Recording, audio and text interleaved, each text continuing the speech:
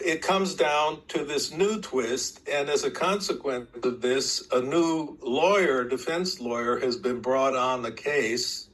This is now the fourth one that's active and that attends the court sessions, and he is some sort of expert in these matters so that he can get to the very bottom of this issue.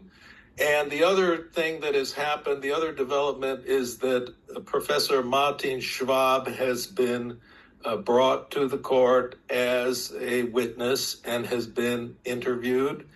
And his observation was, or his testimony was, that he never saw any signs of inappropriate financial agreements or loans between Viviana Fischer and Reiner. And can you tell us who Professor Martin Schwab is in the context of all of this?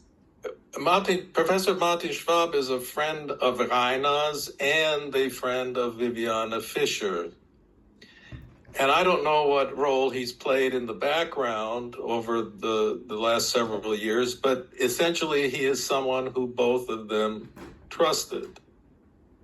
And he has been reticent about coming forward as a witness, and even at this court session where he testified, he said that he felt unprepared to answer the specific questions that were asked of him, and that it may be the case that he will be asked to come back again in order to give him time to consider some of the specific questions that were posed to him that he could not properly answer. Forgive me, what puts him in a position to be an expert witness? I understand he knows them both, but what was his role in the unfolding of it all? I guess he was involved in these matters of writing up these contracts between them, or at least he was present for that. Okay. So that puts him in the proximity of both Reiner and Viviana. Do you have any sense of why he was so reluctant to testify previously? I don't know. I think his allegiance to both sides maybe played a role in that, and he didn't want to step forward and lay blame on one side or the other. Got it. Okay. So now he's sort of come out of the shadows. He's sort of come out because he was brought on as a witness, and so he testified to the best of his knowledge, he said, but he also added that he did not come as well prepared as he could have to answer specific questions. So it may well be that he'll be invited back and that we'll get more information about what he observed, how he observed it, what his understanding was about these financial dealings within the Corona Committee.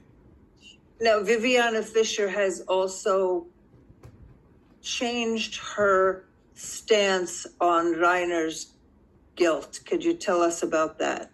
Well, there seems to have been some word that went out about her having a change of heart, something about how she no longer felt like she was in jeopardy, and that as a consequence of that, she could come forward and make some sort of statement alluding to Reiner's perhaps innocence or absolving him of some of the charges of embezzlement or other things related to their financial dealings.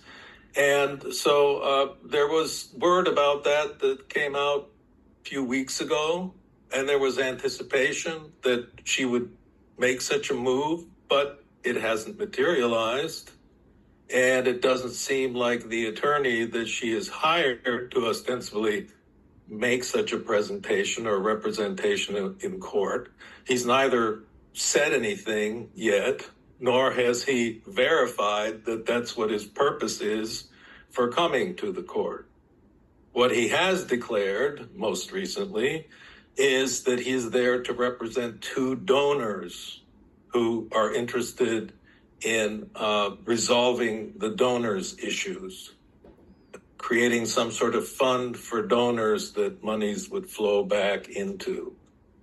but I don't know anything more specific about that. I just know that he has been showing up at court the last few sessions, but he has not been given opportunity to voice the purpose of why he's there.